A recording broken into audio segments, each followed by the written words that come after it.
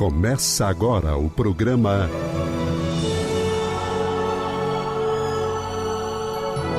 O Livro dos Espíritos em Nossa Vida.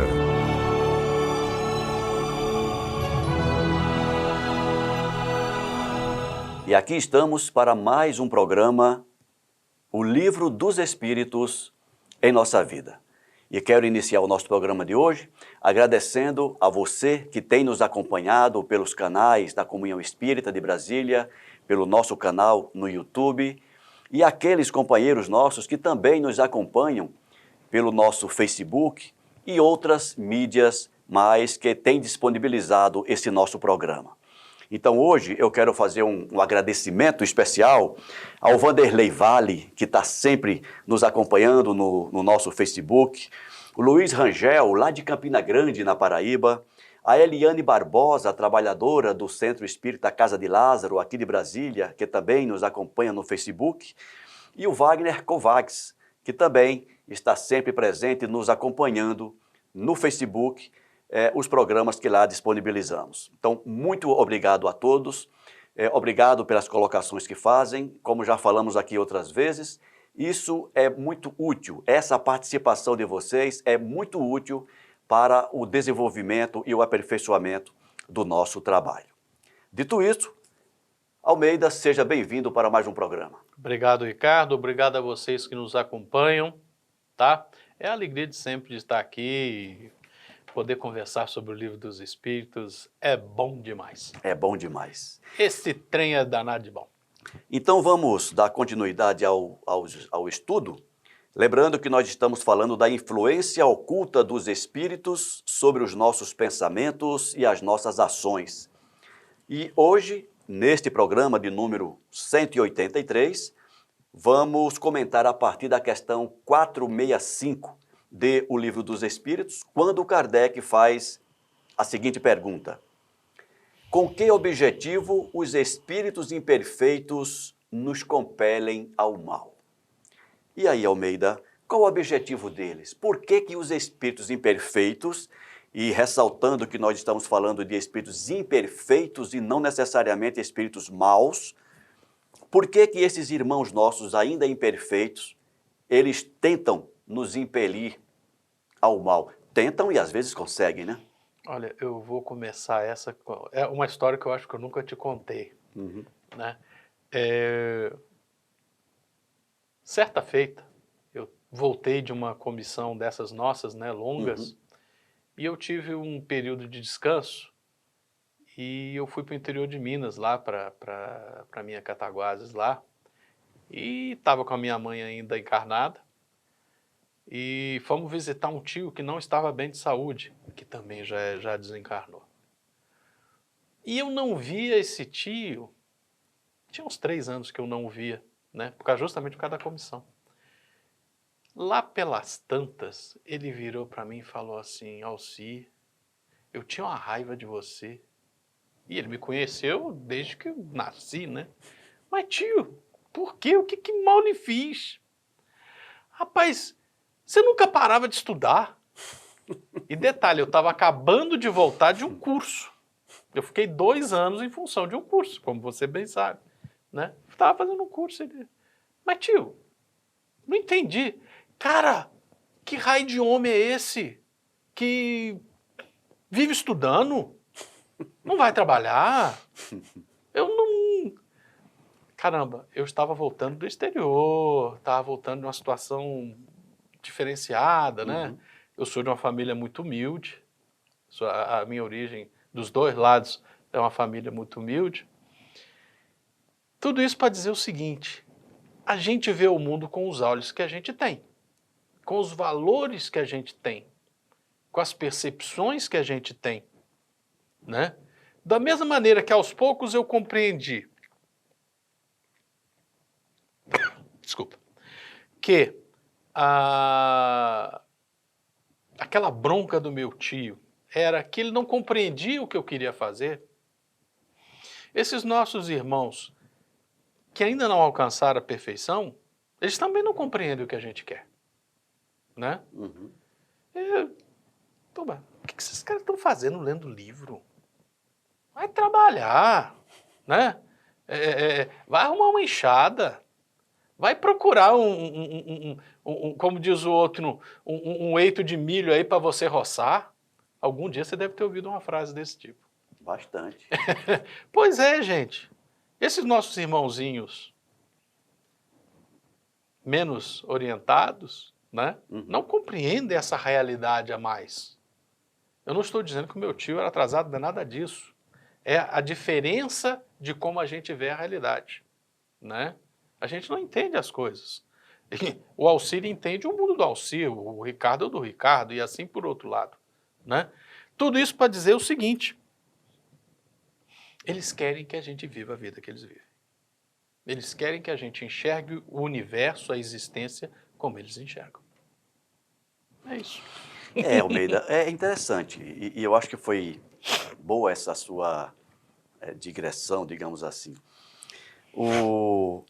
E eu vejo com muitos bons olhos, eu acho que é perfeita a colocação que a doutrina espírita faz com relação a esses irmãos, quando substitui o adjetivo maus por imperfeitos, né? Porque a maldade nada mais é do que uma imperfeição. É uma característica da imperfeição. Olha, se você me permite, Uhum. e o Espiritismo nos dá muito essa possibilidade de perceber, por exemplo, com tudo que você aprendeu sobre física, quantos tons de cinza, nenhuma conotação, existem entre o branco e o negro? Infinidade. Infinitas possibilidades. Infinidade. Quando a gente divide o mundo, os pensamentos, olha só o que eu estou dizendo, os pensamentos, não, ou a gente pensa bem ou a gente pensa mal, é acreditar que só existe branco e só existe preto. Que não existe um cinza, que não existe um cinza prateado, que não existe um cinza mais grafite, né? Até chegar no negro completo, até chegar no branco completo. E nós poderíamos fazer, é só imaginar o arco-íris. Quantas cores existem entre o vermelho e o azul? Infinitas cores. Isso, até 30 anos atrás, era difícil de explicar. Hoje, qualquer criança pega um computador, pega um programa de desenho, abre lá aquela palheta. Quantas cores tem ali, gente? É a mesma coisa, né? Pensamento é a mesma coisa. Entre o bem e o mal, tem muita coisa. Vamos à resposta. Repetindo a pergunta, com que objetivo os espíritos imperfeitos nos compelem ao mal? Para vos fazer sofrer como eles. Essa é a primeira resposta. Essa é a primeira, porque ele vai colorindo essa resposta aí. Para vos fazer sofrer como eles. Essa resposta está contida nos comentários que você fez, né? Porque eles querem, se a gente substituir aqui a palavra sofrer, viver. A gente pode dizer, porque eles querem que vocês vejam o mundo como eles veem, que vocês vivam como eles vivem. Que levem as mesmas pancadas que eles levam. Isso. E aí o Kardec faz uma segunda pergunta dentro dessa mesma questão. Isso diminui os sofrimentos deles? Isso diminui seus sofrimentos? E a espiritualidade responde, não diminui os sofrimentos deles, mas o fazem por inveja de verem seres mais felizes. É interessante essa escolha de palavras do Espírito da Verdade, né? Porque dá a ideia bruta, mas a gente percebe a inveja. Caramba! Por que ele pode e eu não posso? Por que ele tem e eu não tenho? Né? É esse sentimento que pode ser expresso nessas frases, né? Por que ele pode? Por que ela pode? Por que ela tem? E tem essa palavrinha, Almeida, ela vai muito mais longe do que se imagina, a palavra inveja. Sim. Né? Tem todo tem um matiz, são vários matizes de inveja, né? Tem até no meio popular se fala da inveja branca, né? Eu acho que inveja é inveja. Primeiro, né? que a frase é racista. É. Primeiro que a Começa frase é aí. racista. Não, eu tenho uma inveja branca. Né? Não tem inveja branca, você tem inveja, você deseja o que o outro tem, né? Quando a gente vê esse conceito de inveja, de desejar o que o outro tem, com uma conotação de admiração e dizer assim, caramba, eu quero ser assim como Almeida. Caramba, eu gostaria de ter o mesmo nível de conhecimento, de profundidade, né, que o Almeida. Aí a gente começa, é uma inveja que já está caminhando para outra coisa. Para outra coisa, né? Né? Ela está deixando de ser inveja, está passando a ser um desejo de ser Uma ambição uma ambição boa. Uma ambição boa. boa. E ambição não é necessariamente ruim, tá, gente? Se não tivéssemos ambição, Estaríamos nós, na seres Idade da Pedra humanos, ainda. a gente continuava dormindo na caverna Continuávamos dormindo na caverna, e exatamente. caçando com pedras. E é bom, eu acho que é bem oportuna essa colocação, né? Ah, não, eu não quero ser rico, eu vou continuar aqui nessa vidinha. Não, é uma opção tua, mas você tem o direito de querer melhor. Ah, eu moro numa casinha de sapê. Você tem o direito de ter uma casainha de alvenaria, coberta de telha. Ah, na minha casa faz muito calor. Você tem o direito de ter um ventilador para amenizar os dias de calor. Ou faz muito frio, você tem o direito de ter um aquecedor, uma coberta. E assim vai, não é porque Jesus foi pobre que ele está dizendo que nós devemos todos sermos pobres. Não é isso. Ele deu o exemplo da pobreza como é possível ser feliz na pobreza, mas não obrigatoriamente devemos ser pobres para sermos felizes. Eu acho que é interessante É esse um jogo raciocínio. de raciocínio. É porque é importante a gente perceber essas diferenças, né? Olha, a felicidade não está em ser pobre ou ser rico. Isso. A felicidade não é isso. A felicidade você constrói na situação em que você se encontre. Contudo, isso não quer dizer que você deva aceitar aquilo que é como uma verdade dada. E não mudar aquilo. A tua realidade você a constrói conforme você achar o mais correto, A cada um.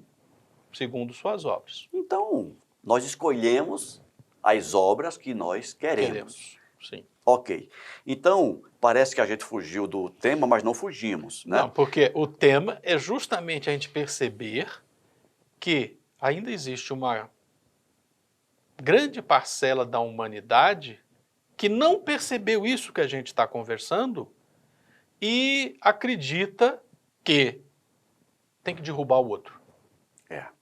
Essa é a grande sacada.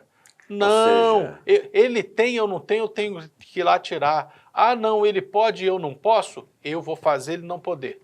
Ao invés de eu trabalhar para atingir o nível, para alcançar o nível do outro, eu tento derrubar o outro para ficar no meu nível.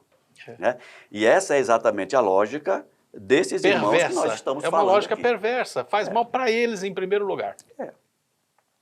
Mas aí o Kardec faz uma terceira pergunta dentro dessa questão. Que natureza de sofrimentos eles querem fazer experimentar? Que natureza de sofrimento, né? As frases do Espírito da Verdade são muito lindas, são muito sábias, mas eu vou falar no nosso português. É o que a gente está falando aqui, né? Qual é a pergunta? Que natureza de sofrimento eles querem fazer experimentar? Eles querem que a gente experimente a miséria, a dor, o sofrimento, viva no universo em que eles vivam. Exatamente. Essa é a verdade. Experimente a realidade deles. Sim, que a gente fique preso nessa realidade. E quando a gente fala realidade, é incrível. E a gente ainda há pouco estava falando de construir, né? Construir a sua obra, né? De edificar. Olha só, a Bíblia o tempo todo usa esse verbo, edificação. Que façamos tudo pela nossa edificação. É inverter essa lógica. Ah, ele tem e eu não tenho. O que ele construiu? Como ele chegou lá? né? A lógica dos espíritos infelizes é de desconstruir, Desconstruir, desedificar. desedificar, derrubar, É. fazer ruir. E a lógica do bem é o contrário. Construa. Construa. Siga o caminho. Siga. Tome o exemplo e faça o mesmo. Siga atrás. Construa e construa sobre rocha. Uhum. Né? Construa o seu... Aí nós entraríamos na psicologia, né? Deixa quieto. Deixa quieto. Hoje não dá. Mas o papo é esse, gente. A lógica aqui é que natureza que eles querem, a mesma que eles sofrem, que a gente fique preso no mesmo lodaçal psicológico, mental, vibracional em que eles se encontram. E aí, Almeida, Terrível, né? antes de ler a resposta, mas já respondendo também, tem uma mensagem subliminar nisso tudo que nós estamos comentando, que o Espiritismo também trabalha muito, que é a questão da sintonia, né? Olha o que é que a gente está comentando aqui. No momento em que você entra na sintonia dos espíritos infelizes, Você vai viver naquela realidade. Você vai viver naquela realidade. E já que você falou da psicologia, quantos irmãos nossos vivem essa realidade de afinidade com essa lógica destrutiva sem perceber? É muito. Sem perceber. É grande. Então, nos últimos programas, nós fizemos um link com espiritismo e a psicologia, principalmente a psicologia junguiana, para que nós percebamos exatamente isso. Ó, daqui Muitas a um ano vezes- vocês cobrem o livro dele, tá? Muitas Vou vezes, começar a pressionar ele. o que sobrou do livro, né? Que ele fez a revisão aqui, tá terrível, eu vou ter que escrever outro. Mas foi muito útil, está sendo útil a colaboração do Almeida. Ainda bem que a gente é amigo, hein? Mas, comentando, Almeida, muitas vezes nós entramos numa lógica destrutiva e pior, autodestrutiva, sem perceber. É. Então, sem perceber, Almeida e você que nos ouvem, sem perceber, a gente entra em sintonia com esses irmãos, sem perceber, a gente permite que eles nos induzam aos mais diversos tipos de males. A gente permite que eles nos conduzam, como está Exatamente. lá na questão 459. E sem perceber, a gente se autodestrói. E quando cada um de nós, porque nenhum de nós está no mundo sozinho, assim, solto. Nós temos raízes uns com os outros, né? Eu tenho raiz que me liga à minha esposa, aos meus filhos, aos amigos. E quando Aos um teus de nós, pais. aos pais, a tudo, né? Ah, mas meu pai já Ascendente se e foi. E descendente. daí? Continua as A relações. ligação energética continua. E onde é que eu estou querendo chegar com essa lógica das ramificações? Você está falando do tecido micelial, mas deixa isso para lá. Mas onde é que eu quero chegar? É que quando um de nós se deixa cair, se deixa destruir, Você está puxando a rede toda para baixo. toda essa rede que está em volta de mim cai também. Eu não vou dizer que ela caia, mas ela sente essa pressão descendente. Eu digo que cai, Almeida, no sentido de que sofre as mesmas Sofre a consequências. consequência. Sofre. Né? Os meus pais vão sofrer, mesmo estando desencarnados, mas eles nos acompanham. Vão sofrer. Eles querem o teu bem. Vão sofrer por ver o filho ruir, cair, desedificar, a família descendente, os amigos, todo mundo cai. Então, essa questão, e nós estamos praticamente um programa inteiro nessa questão, mas é muito bom que nós massifiquemos essa informação. E eu fico lembrando daquela frase do Pequeno Príncipe. Tu te tornas eternamente responsável por aquilo que cativas. Por aquilo que cativas. Porque se você, as pessoas que te amam, as pessoas que você ama, quando você cai, elas estão sentindo junto, de alguma forma. Bom, então a última pergunta foi: que natureza de sofrimento eles querem fazer experimentar? E os espíritos responderam: os que resultam de ser de uma ordem inferior e afastada de Deus. E a gente disse o que é, né, os resultados. Nós estamos aqui conversando, mas é isso. Estar perto de Deus é estar perto dessa lógica de construção, né, de edificação, de harmonização, de felicidade, de luz. né? A gente tem que perceber isso. O Pai Eterno, de forma contínua e permanente, Ele vibra amor, harmonia, compaixão, todos os sentimentos que são ligados à luz.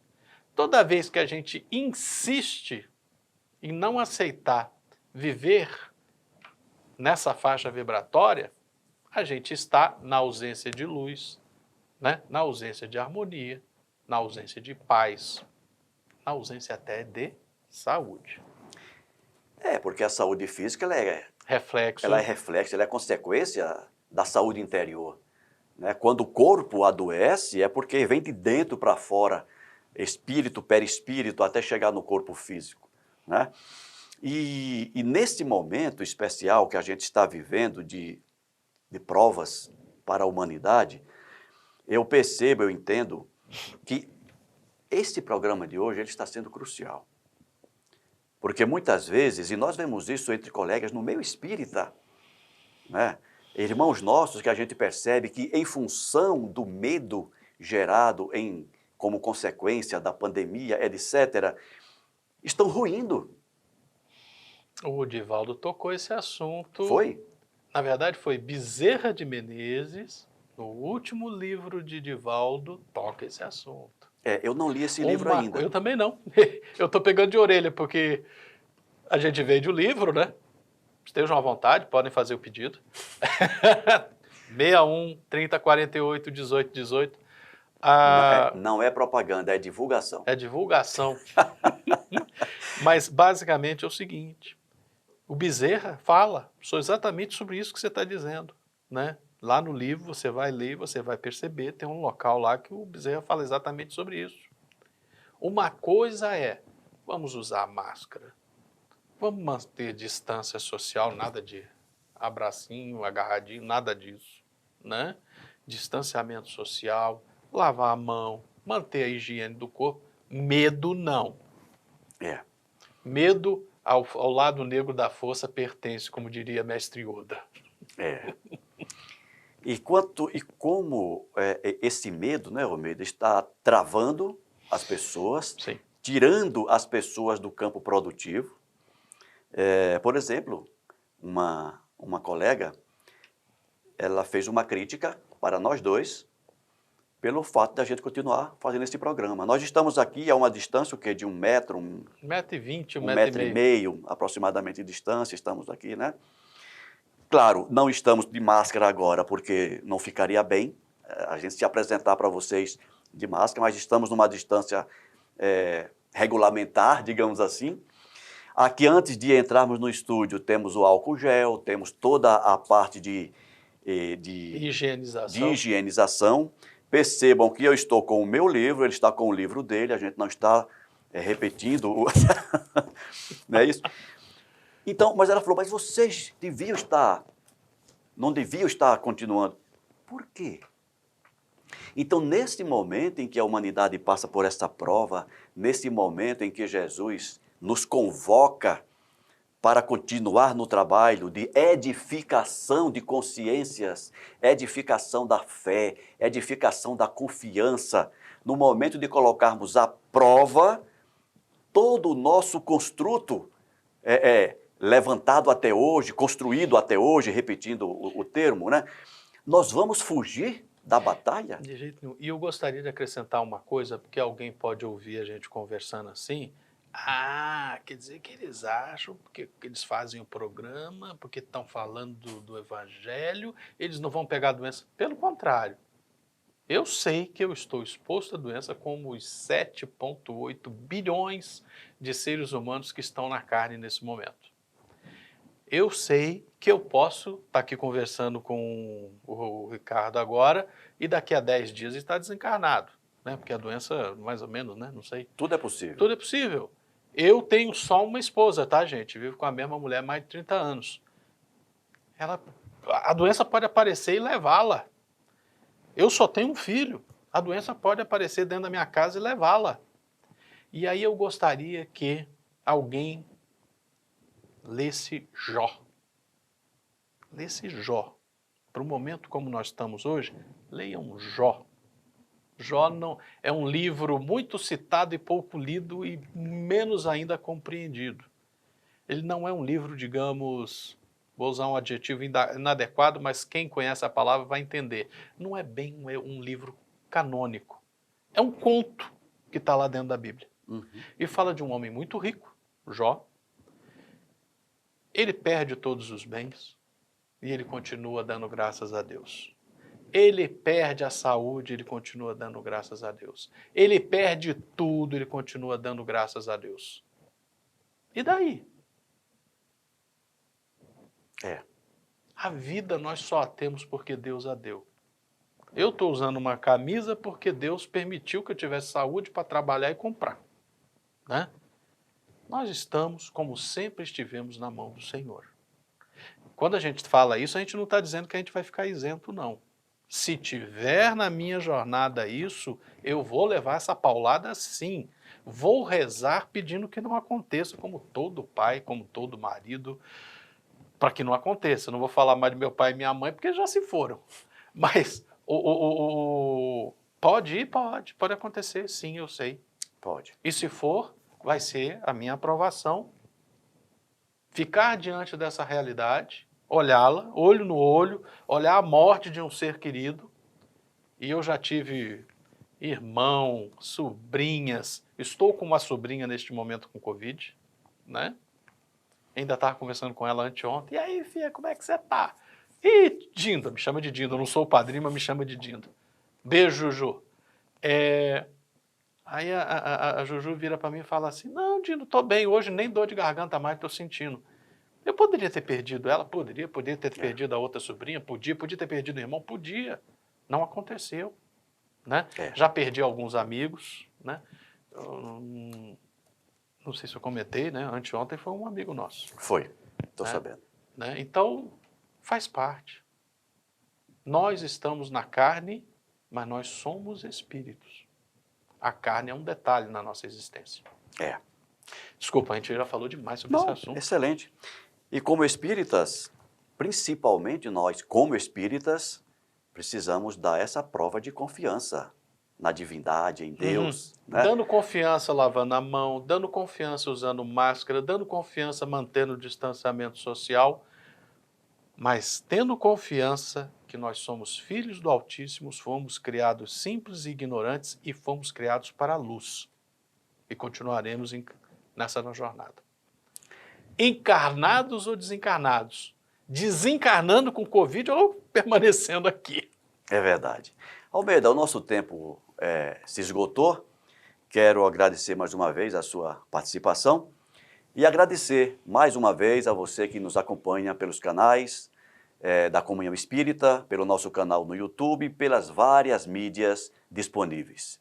Não esqueça de deixar o seu like, o seu joinha e a gente continua esse assunto na próxima semana, se Deus quiser. Grande abraço a todos. Abração.